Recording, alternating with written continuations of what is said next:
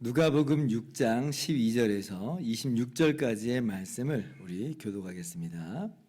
이때에 예수께서 기도하시러 산으로 가사 밤이 새도록 하나님께 기도하시고 밝음에 그 제자들 부르사 그 중에서 12를 택하여 사도라 칭하셨으니 곧 베드로라고도 이름을 주신 시몬과 그의 동생 안드레와 야고보와 요한과 빌립과 바돌로메와 마테와 도마와 알페오의 아들 야고보와 셀롯이라는 시몬과 야고보의 아들 유다와 예수를 파는 자들 가룟 유다라. 예수께서 그들과 함께 내려오사 평지에 서시니 그 제자의 많은 무리와 예수의 말씀도 듣고 병 고침을 받으려고 유대 사방과 예루살렘과 두로와 시돈의 해안으로부터 온 많은 백성도 있더라. 더러운 귀신에게 고난 받는 자들도 고침을 받은지라. 온 무리가 예수를 만지려고 힘쓰니 이는 능력이 예수께로부터 나와서 모든 사람을 낫게 하밀러라. 예수께서 눈을 들어 제자들을 보시고 이르시되 너희 가난한 자는 복이 있나니 하나님의 나라가 너희 것이미요. 지금 줄인 자는 복이 있나니 너희가 배부름을 얻을 것이며 지금 우는 자는 복이 있나니 너희가 웃을 것이며 인자로 말미암아 사람들이 너희를 미워하며 멀리하고 욕하고 너희 이름을 악하다 하여 버릴 때에는 너희에게 복이 있도다. 그날에 기뻐하고 뛰놀라 하늘에서 너희 상이 큼이라. 그들의 조상들이 선지자들에게 이와 같이 하였느니라. 그러나 화 있을진저 너희 부요한 자여 너희는 너희의 위로를 이미 받았도다. 화 있을진저 너희 지금 배부른 자여 너희는 줄이리로다. 화 있을진저 너희 지금 웃는 자여 너희가 애통하며 울리로다. 같이요. 모든 사람이 너희를 칭찬하면 화가 있도다. 그들의 조상들이 거짓 선지자들에게 이와 같이 하였느니라. 아멘. 할렐루야. 하나님의 크신 은혜와 평강이 오늘도 변함없이 여러분 가운데 가득 넘치기를 주님의 이름으로 축원합니다. 오늘 본문 말씀은 예수님께서 수많은 제자들 중에서 12명의 사도를 택하시는 장면입니다. 그런데 이 12를 택하시기 전에 산에 올라가셔서 밤새도록 기도하세요. 예전에 제가 청년부 리더로 있을 때 이 말씀을 좀 흉내내 본 적이 있어요. 그때 이제 저희 그 대그룹에 제가 리더였는데 거기 6개의 소그룹이 있었거든요. 그 리더를 세워야 될 때였는데 누구를 세워야 될지 이제 잘 모르잖아요. 기도하면서 택해야 되겠다. 오늘 본문 말씀 생각하면서 그래서 이제 철야 기도에 가가지고 기도하고 철야 끝나고도 기도하고 뭐 그랬던 기억이 좀 납니다. 그런데 뭐 저야 뭐 이렇게 그렇게 신중하게 뭐 사람을 잘 모르니까 신중하게 기도하면서 그렇게 구하는 것이 뭐 당연하지만 그런데 뭐 예수님께서는 꼭 이렇게까지 해야 될 필요가 있으신가 이런 생각을 좀 한번 해봐요. 뭐 왜냐하면 예수님은 사람의 마음속 그 가장 깊은 곳까지 이미 다 아시는 분이니까 그가 어떤 사람인지 예수님이나 척 보면 아시겠잖아요. 근데 뭐 밤새도록 뭐 기도하실 필요까지 있을까? 뭐 이런 생각이 문득 좀 들어요.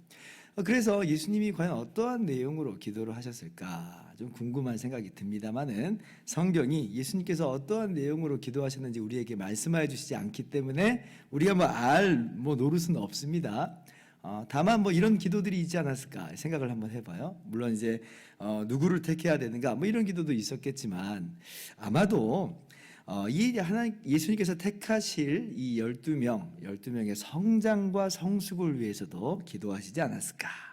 그들을 통해서 하나님께서 일하여 주시기를 기도하고 그들이 또 다가오는 시험이 이제 있는데 예수님의 십자가라고 하는 그런 것이 예수님의 십자가이지만 또한 제자들에게도 일종의 이 관문과도 같은 그런 시간들이었잖아요.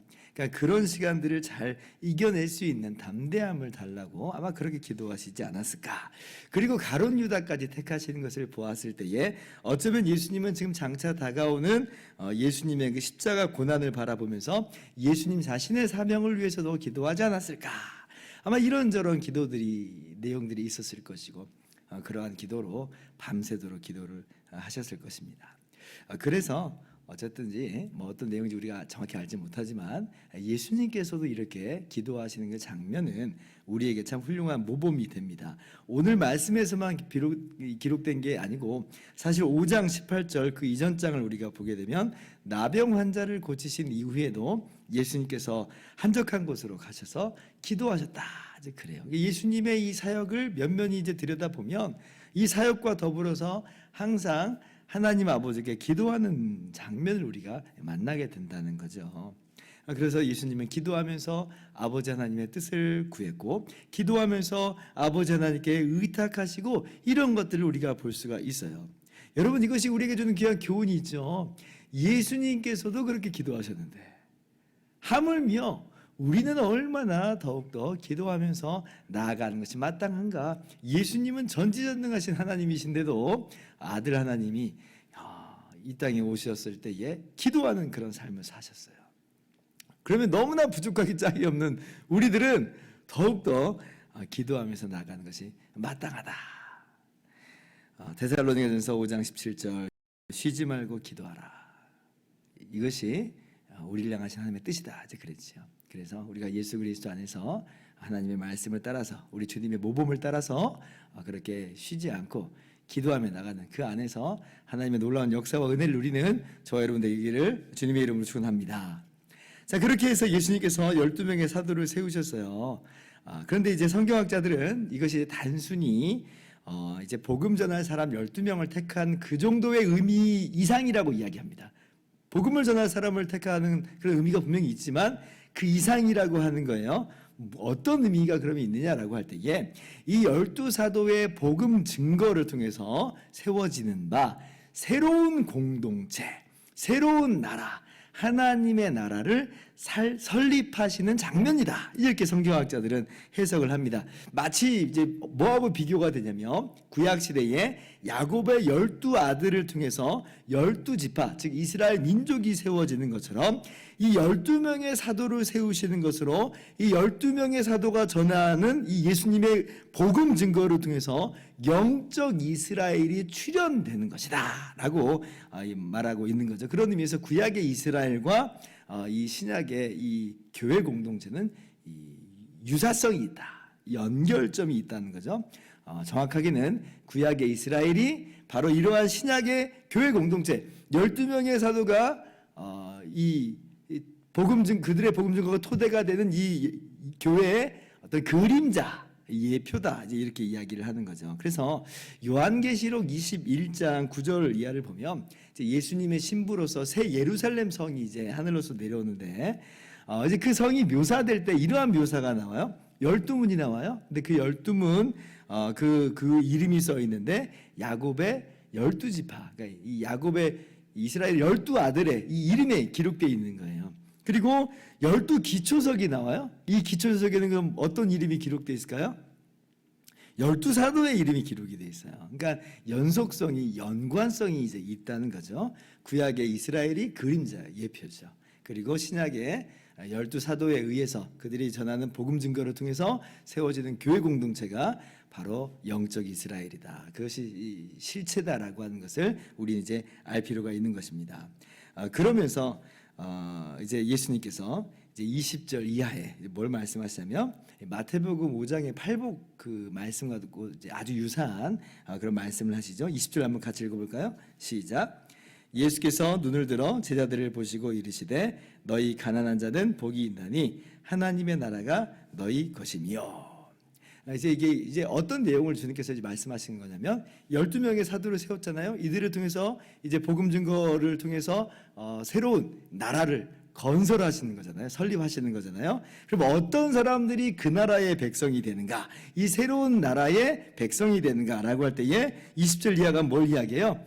가난한 자들, 줄인 자들, 우는 자들, 이런 사람들이 하나님의 나라, 바로 그 새로운 나라의 백성이 되는 것이다 라고 지금 예수님께서 이어서 말씀하시는 거예요. 그래서 이게 의미 없이 그냥 이어지는 그런 내용들이 아니라 하나님의 나라, 예수님께서 건설하시는 새로운 나라를 지금 계속해서 이야기하고 있다. 지난주에 어저께 우리가 나눈 말씀 가지고서 계속 연결을 해보면 세 부대죠. 세 부대를 지금 말씀하시는 거예요. 새 시대를 이야기하시는 것이다.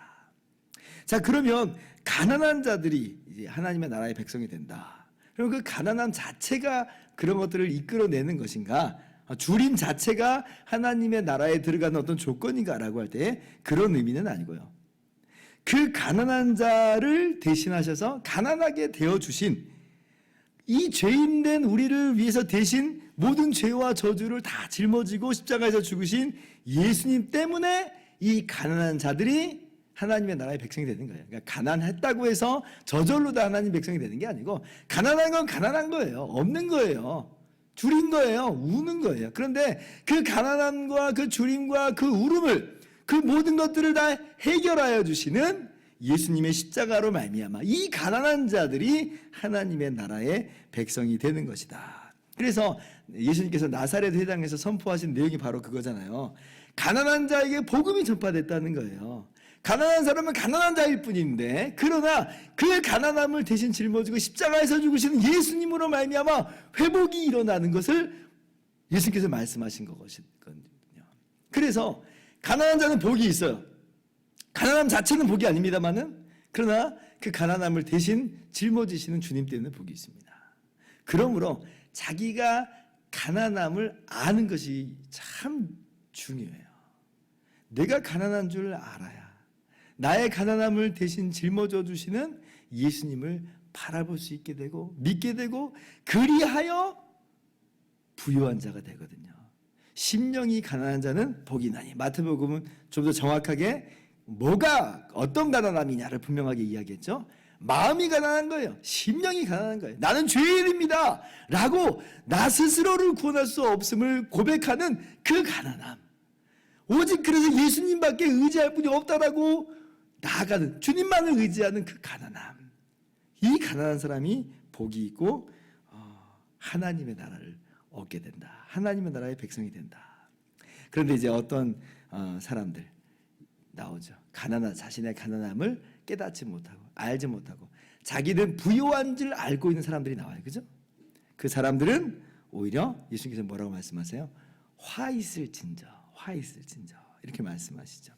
내가 의롭다고 착각을 해버리면요 예수님을 믿으려고 하지 않아요. 믿을 필요가 없죠. 자기가 의로운데 무슨 예수님이 필요해요. 어떤 사람만 예수님을 절대적으로 그 필요성을 깨닫게 되냐면 내가 가난한 줄 아는 사람만 주님을 알고 믿게 되는 것이다 라고 하는 거예요. 그래서 우리가 그런 가난한 사람들로서 예수님을 알고 믿는 사람들이죠. 우리가 줄인 사람들이고 우리가 이렇게 우는 사람들이었어요. 나의 죄 때문에 나의 연약함 때문에 가슴을 두들기면서 우는 사람들이었어요. 그런데 주님께서 우리의 모든 연약함, 모든 죄, 모든 저주, 사망 다 짊어져지고 십자가에서 대신 죽어주시니 얼마나 감사한지 그 은혜로 우리가 새로운 나라, 하나님의 나라 백성이 되었음을 여러분 믿으시기를 바랍니다. 그러므로 오늘도 우리를 하나님의 백성 삼아주시는 그 주님의 놀라운 은혜를 감사했으면 좋겠고, 그리고 이제 내일 말씀은 그래서 어떤 말씀으로 이어지냐면 바로 그러한 하나님의 나라 백성이 어떠한 삶을 살아가야 마땅한가 하는 새로운 백성, 하나님의 나라 백성의 삶의 모습에 대해서 나와요. 그래서 내일 이어지는 말씀을 통해서도 우리가 이렇게 살아야 마땅하구나 라고 기억하면서 또 열매 맺는 삶으로 나아갈 수 있기를 주님의 이름으로 축원합니다. 기도하겠습니다.